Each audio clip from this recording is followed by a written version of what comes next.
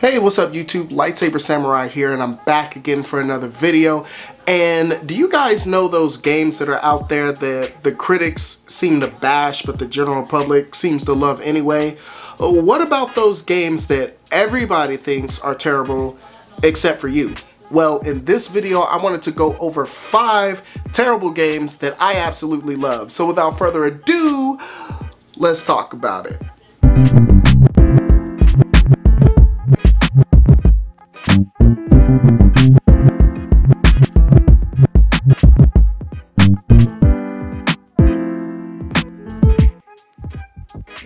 Okay, so the first game on my list is a game that I covered not too long ago in my video games that I can't beat as an adult video that I just put up, and I'll leave a link in the description. But I wanted to talk about it here because as a PlayStation fan in the days of the original PlayStation, Twisted Metal series was, on top of the heap when it came to car combat games. And if you were a PlayStation owner like I was, then everybody had the general consensus that the best in the series, the pinnacle, was Twisted Metal 2. Shiny Track, the original developers, did Twisted Metal 1 and 2, and they reformed later to do the excellent Twisted Metal Black on the PlayStation 2 as well as Twisted Metal on the PlayStation 3. But in my opinion, the best game and the most fun experience I had with Twisted Metal on the original PlayStation was Twisted Metal 3. Twisted Metal 3 is the first game by developer 989 Studios. We talked about this a little bit before, but I just think I love this game because I think that it improved on Twisted Metal 2 in almost every way. The story, pretty wacky, as most of them were, layered with 90s cheese. Not a big deal. I didn't play the games for the story anyway, but I liked the split screen mechanic. I thought worked better. I like when the screen splits up vertically as opposed to horizontally. So for me, I like the split screen in Twisted Metal 3 better. I always played Twisted Metal with my brothers growing up. I thought the graphics took a huge leap forward. I think Twisted Metal 3 looks and runs a lot better than Twisted Metal 2. The addition of analog controls on there where you can use the analog sticks as opposed to the D-pad, although because you use the D-pad to input secret abilities like the jump and the shield and invisibility, things like that, I still find myself using the D-pad mostly when I'm controlling it. But it offered larger level. One of the things that it's missing as far as the level design are the levels like Antarctica in Twisted Metal 2, where it kind of breaks away as the match goes on. And you don't really see anything like that in Twisted Metal 3, but I still thought that the levels were done excellent. Most of the levels have a special weapon that you can use that's specific to that level to get the upper hand, like the alien lightning on the alien spaceship and things like that. And so I thought this game was absolutely fantastic. This game got panned upon release, and everybody, saying that, oh, this game doesn't play at all like Twisted Metal 2 and it's so much worse now. But I thought the game was fantastic. I even liked the physics as far as, kind of being able to drive up walls sometimes and things like that. Collisions felt softer when you're colliding with the environment, but I didn't understand what everybody's malfunction was. I thought Twisted Metal 3 was fantastic, and it's my favorite of the series as far as the 32-bit games go. So yeah, that's the first game on the list, Twisted Metal 3. Okay, moving on to the Xbox 360, and I'm probably going to get some flack for this, but one of the games on the 360 that I thoroughly enjoyed that everybody panned, Resident Evil Operation Raccoon City. This game was bashed by critics, and it was during the time where Resident Evil was becoming more action-oriented and maybe separating from their original survival horror roots, and this was a big slap in the face to anybody who liked the original survival horror games. You play as Wolf Team in this, I believe their name is, and you'll play as 4 mercenaries. Their mission is to collect the G-Virus and silence any witnesses that may have, been witness to Umbrella's wrongdoings in Raccoon City, and just to murder anybody that knows anything to prevent them from escaping the city and putting Umbrella on blast, basically. And this takes place during the events of Resident Evil 2 and 3, so you'll be tracking down Leon once you find out that he's involved as far as what he knows. And so, yeah, this is a fantastic game. I think what upset people about this game so much is that they were looking for the next installment in the Resident Evil series and not really understanding that this was indeed a spin-off. This was a different type of game with a different type of story set in the Resident Evil universe, and once you look at it through that lens, seeing as the world of Resident Evil is just kind of the backdrop, this is a fantastic third-person action game and a really fun multiplayer game too. I enjoy playing this with my brother and our friends on Xbox Live headsets, and we're running around hailing each other, trying to see who can rack up the most kills, things like that. I thought the game was pretty well polished. The graphics I thought looked fantastic. The atmosphere was there, and it was really good. It still had some nods to the series, to keep fans interested, but if you're looking for a survival horror game, this is not it. This is all out action. There are tense moments as far as the gunplay and the frenetic pace of it, but it's not that same sense of dread that you'll get from playing a proper Resident Evil title. That being said, I thought it was a nice distraction and a really good third-person action game, and one that you can get dirt cheap nowadays. So if you see Operation Raccoon City, as long as you can look at it through that lens, you'll have a great time. Alright, going back to the PlayStation 2 now, and we got to talk about a very beloved series from old school action platforming fans. That is Mega Man, and in particular the Mega Man X series that started in the 4th generation with Mega Man X on the Super Nintendo. A fantastic series, and it really just takes the original Mega Man formula and just supercharges it. X has a lot of different abilities that regular Mega Man does not, and I love all the Mega Man X games. And most people will agree with me, save for Mega Man X on the PlayStation 2. Now, this was the first game to be released. This is the first X game to come out for the 6th generation. The first one to move into 3D, and so that was the sticking point that upset a lot of people about this game. And so, for the most part, you'll start off with Axel, you'll get Zero later, and actually if you save a certain amount of Reploids, you can unlock X and play as X as well. Also, if you beat the game, there's an additional a Game Plus mode where you can play as X and go through the game like that. So you can play as X in this game, but a lot of people had issues with the game's jump to 3D because in addition to the 2D side-scrolling stages that most of us are familiar with, a lot of this game takes place in third-person shooter-like environments, which again, if you guys know me, I love third-person action games. I love third-person hack and slash, third-person shooters, so I was totally fine with that. I thought it was cool. I love the cel-shaded 3D graphics that this game brought to the franchise, and it was a darker, kind of more grown-up tone where you're dealing with this runaway, and he's trying to kind of find his way in his own identity while being hunted.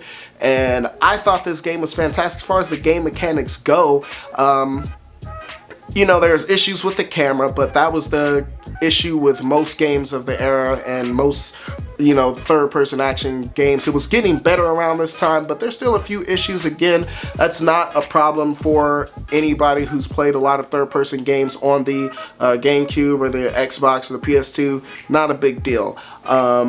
As far as the flow of the game, I think the game works better for Axel and X because they have a main projectile weapon, whereas the game doesn't seem to really be made with Zero in mind. It's really kind of hard to play as him, being that he's, primarily melee based, and all of your enemies seem to have, long range attacks. So it's kind of tough sometimes to close the distance and finish enemies off with the Z-Sword. But all in all, I thought this game was fantastic. Again, a lot of people just had issues with the game's jump to 3D. I didn't see it as a problem. I welcomed it myself and thought it was cool, and unfortunately I'm sad that they didn't really attempt that again. You know, you had Mega Man X to come out, X8 to come out a few years later, and it is seen as a much better game and a return to form for the franchise. And then, of course, that was basically the end of the series, and we got Mighty Number 9 and all that stuff later on. But yeah, this was a bit of a curiosity, and the only game in the X series to actually attempt that. This game is starting to go back up in price. It's hovering, last time I checked, around the $30 mark, but I personally think it's worth it.